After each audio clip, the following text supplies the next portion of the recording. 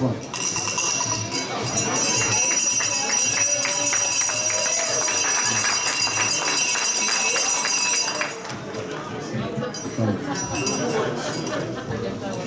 All right, everybody, you know what we're here for. All right? Some people spend 20 years, some 30, 40, whatever it is. You got people from the 70s, 60s, 80s, 90s. We're here to honor 4 coaches. Posthumously, Coach Chris Hicok.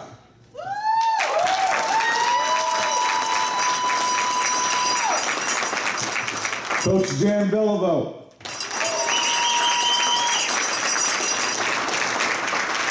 Coach Jim Bodner. And Coach Jerry Tardivi.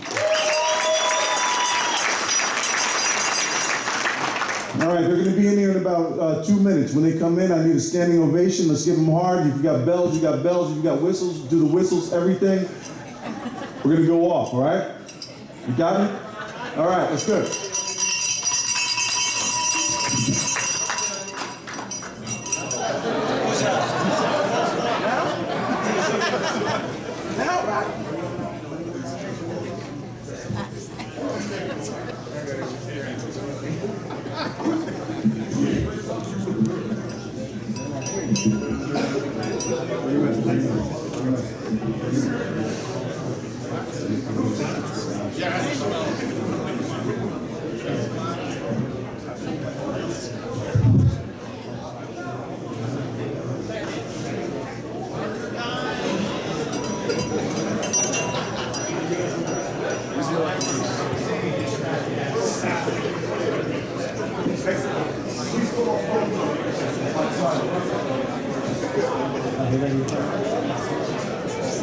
All right, folks, please put your phones on silent so we're not getting disrupted this evening. Please rise so we can welcome in these amazing coaches this evening.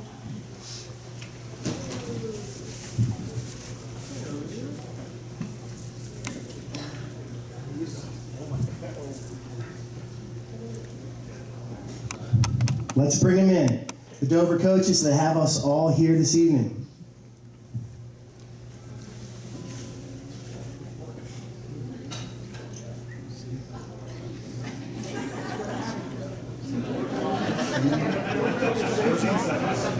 I'm scared.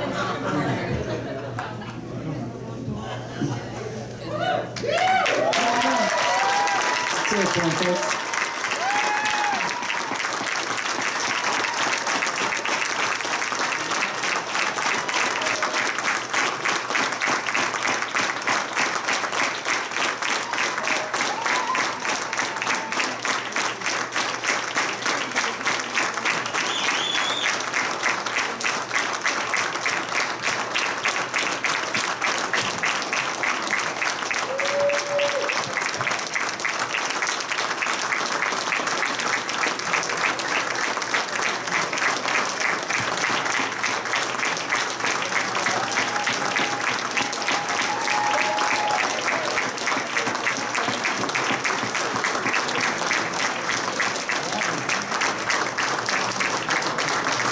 Please be seated.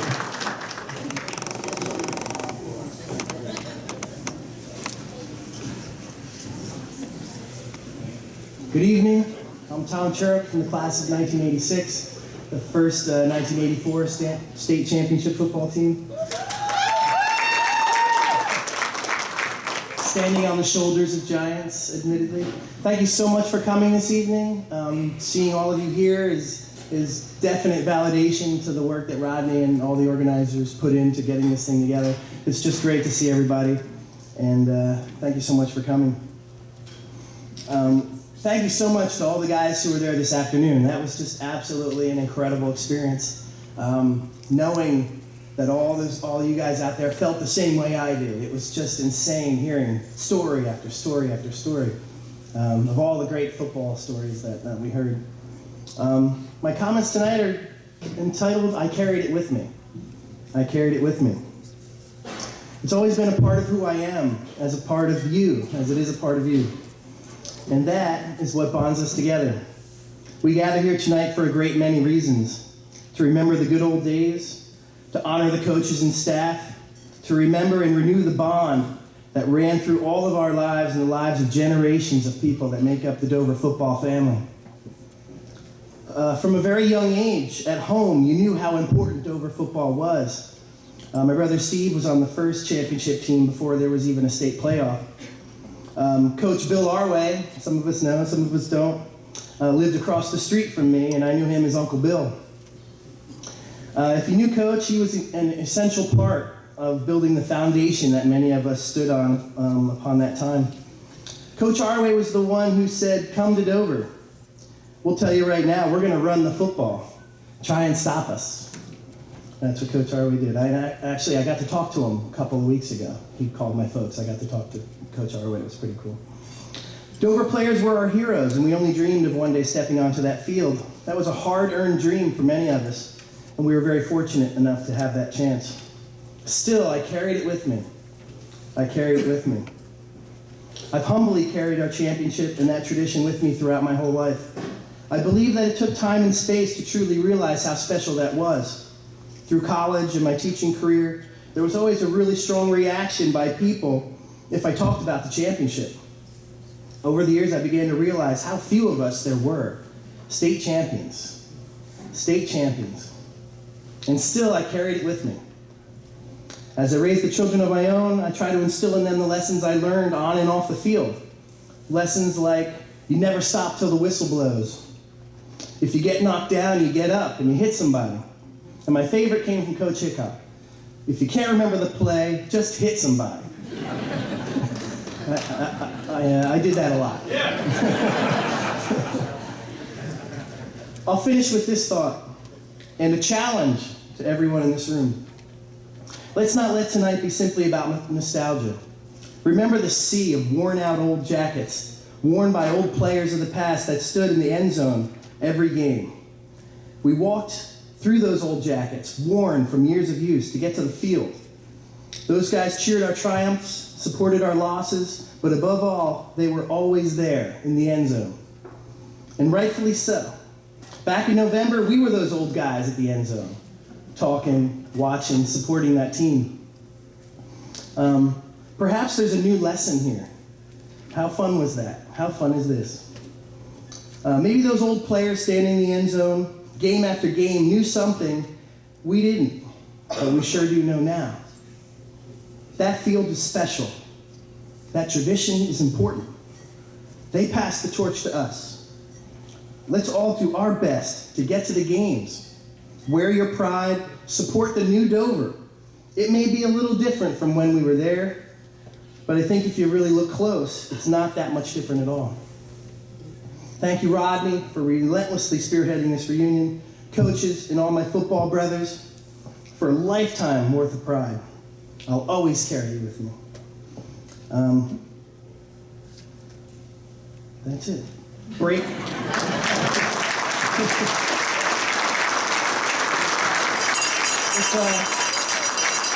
If you were ever in a huddle, you remember this one. Break on 3.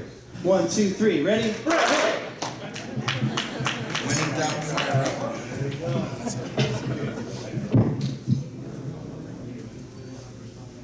All right. I would like everybody to let's take a moment of silence to remember the people that are not with us, that were on our journey through Dover football over these many, many years. Let's take a moment of silence, please, to remember the people that are no longer with us.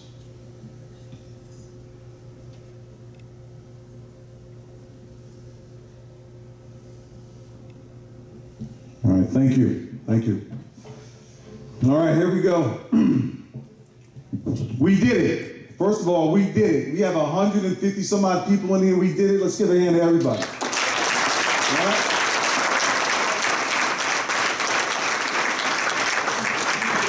To get that amount of people over a span of 40 years, we got guys. Is Rocky Rich, please stand up, 1976. Dr. Stanza from 1967, Dr. Stanza. We have people that go from all over the country. No heckling. We have people that have traveled all over the country, that left their jobs, that left their family, that had things to do, that are here today to join us, and I'd like to give everybody a thank you.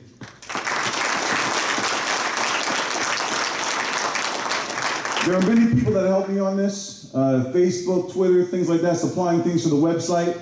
It was an incredible team effort, but one person went above and beyond. I just want to recognize that person right now. Ladies and gentlemen, please give some love for Mr. Tony Shinto.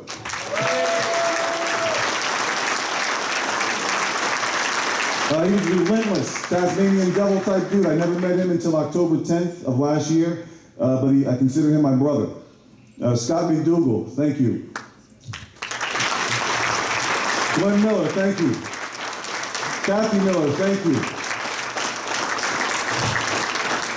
Dee Porky, thank you. I'd like to thank my wife for bearing with me for the last 7 months. That's beyond right now. Thank you.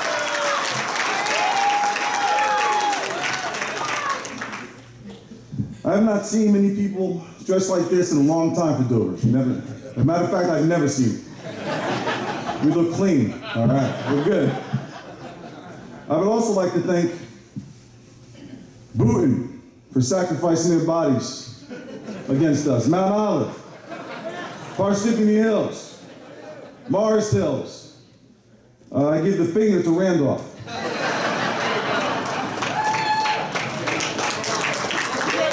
All right, we have a quick video that we're going to show right now that talks about what we want to show here. Here we go.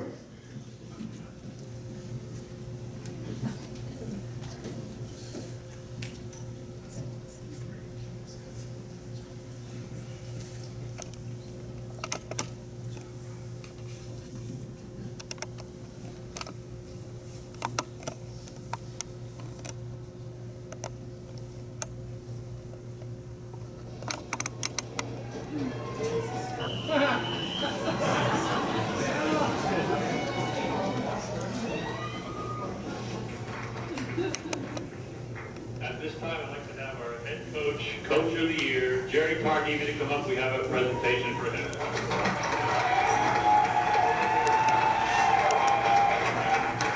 This also reads, and I'm going to say this all afternoon because I'm proud of it, and you're going to hear it a lot.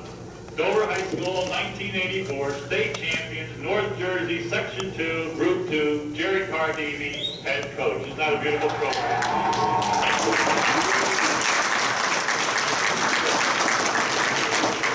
Awards presented to the coaches. I'd like them all to come up on the steps, please.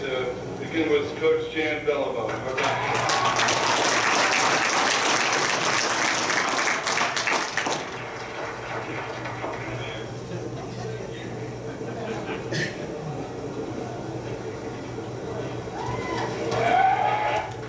Coach Jim Bodner.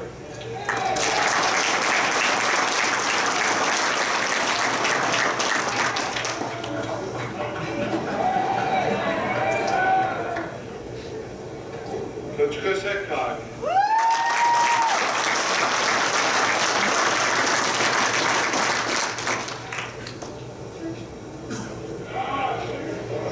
I'd like to give this to Frank Gallo this time to bring up to the school.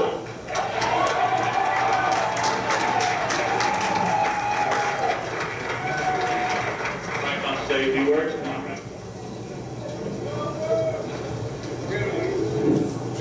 Mayor County, members of the town council, on behalf of the Dover administration, the coaching staff, our football team, cheerleaders,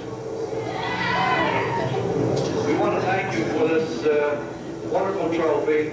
And as indicated by one of your councilmen, these young men are going to, 20, 30 years from now, they're going to look back to this day with some reverence and think of the honor and the pride that you've indicated they brought to the town of Dover.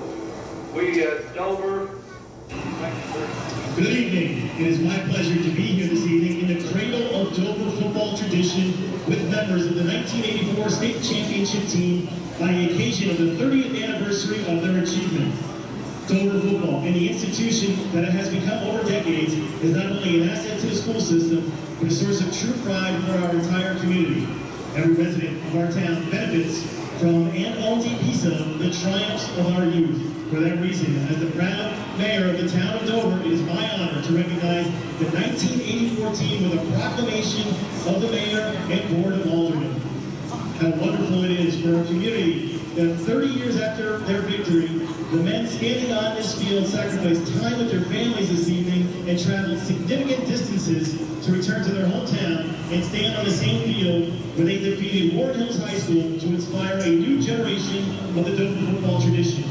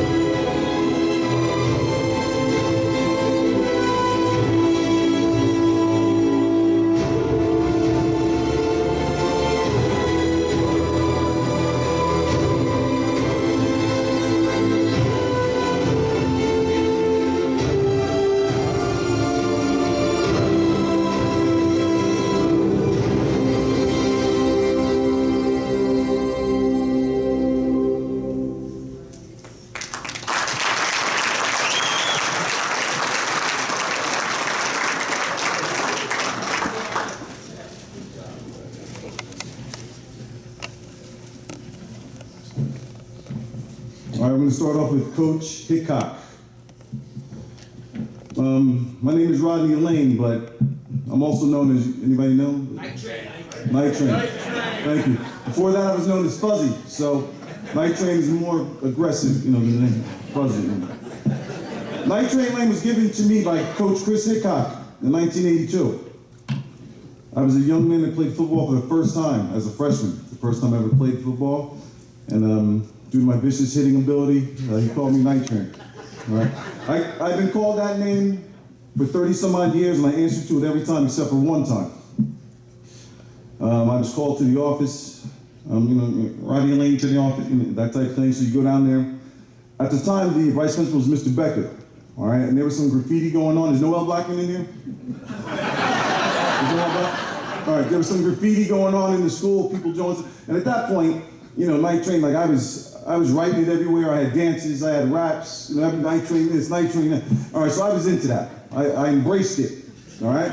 So I get called down to the office, and Mr. Becker's down there. He calls me over, and he calls you first, and then there's a group of about 15 other Dover football players, waiting for him in the room. So he goes, "Are you Night Train?" He's looking at me, and I look him right in his, I look him right there, and I said, "Absolutely not." I said, "But Noel Blackman is known. He might be able to." So anyway, I go to practice that day. Coach Hicok calls me over. "Hey, can I speak to you?" I said, "I heard you called to the office." I said, "Coach Hicok, the whole thing was a misunderstanding." He said, "Yeah, and so were the 2 laps you're about to run around the track." All right. Laps were big, when you have to do the boards and all that stuff, and you're aligned in laps, that's like the death penalty. You don't want to do that. Coach Hicok was the first person who taught me how to get into a stance, to fire off the ball. I never had exposure to football before that. Coach Hicok also was the first person to give me an opportunity out of Dover for an entrepreneurial action that I did. I was doing highlight films, and Coach Hicok had me work on Newton highlight films. That was the first time I did something outside of Dover, and I thank him for that. Coach Hicok was a consummate teacher, and I was a student many times to him. Even as a grown man, my first coaching experience was in Hackensack High School, a Group 4 school, powerhouse, this and that. He was a freshman coach. We got Dover on the schedule. We booked Dover, so I went down there. I'm going to let these guys have it. Athletes everywhere. So I'm going against Coach Hicok. 20-something years coach. I'm 1 year. Maybe 9 weeks. Where was it? 7 weeks coaching. So I'm like, I'm gonna let this guy have it. So I go in there, and he let me have it. All right, and he let our team have it. That was my first exposure as a head coach. Was with Coach Hicok, and afterwards we talked on the phone, and he was always teaching. Maybe this guy has some talent. He might be good here. He might be good there. Coach Hicok was always someone that always got a positive energy from him, and he's always teaching. Coach Hicok, from my opinion, was the foundation of Dover football. When you were introduced to it, you went through the freshman level. And we're going to start an alumni association that we're going to talk, Tony Shinto will talk about shortly. But my first thing for Coach Hicok is going to be a brick. This represents Coach Hicok to me. A foundation, something where you start from. Because without a strong foundation, everything crumbles. So I just want to thank Coach Hicok, and I'm blessed to have had him in my life. Thank you. We have a brief video that we'd like to show, please.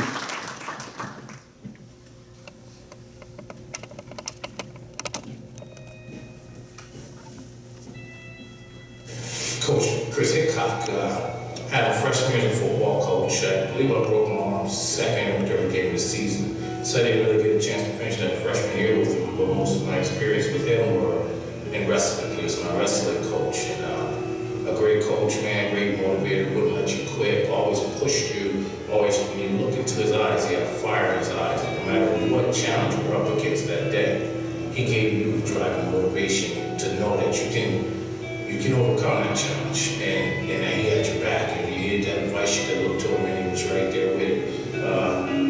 Coach Hicok, man, I love you. Thanks for all you taught me about being a man and about being a competitor. I had the privilege of wrestling for him, as well as playing football my freshman year for him. He taught me the self-discipline, the respect, how to carry yourself as a person. Both of them were definitely like father figures to all of us. Anytime you ever needed either one of them, they were always there. They always gave you the advice that you needed before you did something stupid. So I think motivators of all motivators. He has nothing else above you. Just do everything a little bit above what you can do. So I think that's with him. It's the ground that I had that our freshman year. We had a great season. We had one of the toughest teams in the county that year, our freshman team. And at that time, we were going against some real talented teams. And we also won a team we had. Hats off to Mr. Hicok for always being there, asking more of us. Sometimes we couldn't find it, he made us find it. So rest in peace, and I know he's still looking down on all of us to make sure that we're still doing what we can for Dover. I can remember our second or third day of freshman football practice. It was probably 90 degrees. He was going to give us a drink. He told us to all put the helmets on the goal line and go get a drink. We all threw our helmets and went 3/4 of the way to the water, and the whistles were blowing. He was screaming. Coach Keimer was screaming, and we had to run back, put all the helmets neatly on the goal line. The face masks had to be facing inward towards the field. It meant nothing to us at the time, but those little details were what helped us actually become a team. Out to Mr. Keimer and Coach Hicok. Without them, I would have never got a chance. I never played football before. And as I joined the team my freshman year, I had quit like 3 times. And the coaches kept telling me that I could be good. And they were the first people that ever told me that I was good at anything. So I trusted them, and we went on this journey. And I can thank the 2 coaches for that.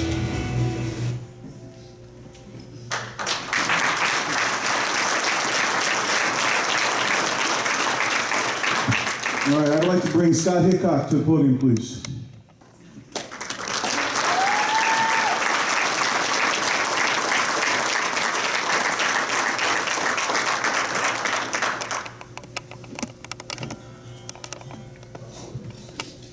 Wow, I gotta follow that. So, on behalf of my brother and my sister, our families that are here tonight, I'd like to thank everybody, especially the Dover family, for the opportunity to speak on behalf of my father. This is a tremendous honor. My father would have been very flattered and recognized to be alongside these great coaches who he admired and he respected so much.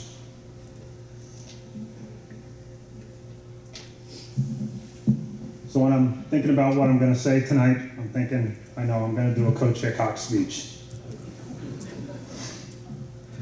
I've been to a lot of Dover events over the years, and I said, I got this, I can do this. I said, so what's it take to have a Coach Hicok speech? So I said, well, there's three things you got to have a Coach Hicok first. First, you got to have a funny story.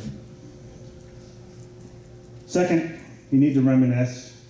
You need to get a little emotional. There has to be some tears. Usually his. And finally, you have to end with some words of encouragement. So, I'm going to give it my best shot. I remember having a conversation with my dad, and probably many times I've had this conversation with my dad, and I'd ask him, so, how does the team look this year? And after a dramatic pause, he'd twist his mouth, he'd shrug his shoulders, and he said, well, we'll be lucky to win 2 or 3. It's going to be a tough year. So at the end of the season, we get together and I'd say, undefeated. Thought it was going to be a tough season. Well, we got lucky. Lucky. I said, fortunately, he got lucky a lot in his years at Dover. Later, when I was a little bit older, I started coaching my son in baseball. I was having a hard time. We weren't very good. We lost a lot, and I had a lot of problems with the parents. And I asked him, I said, what am I doing wrong? And he said, when the team wins, it's because the boys did everything right. And when you lose, it's because the coach did everything wrong. Welcome to being a coach.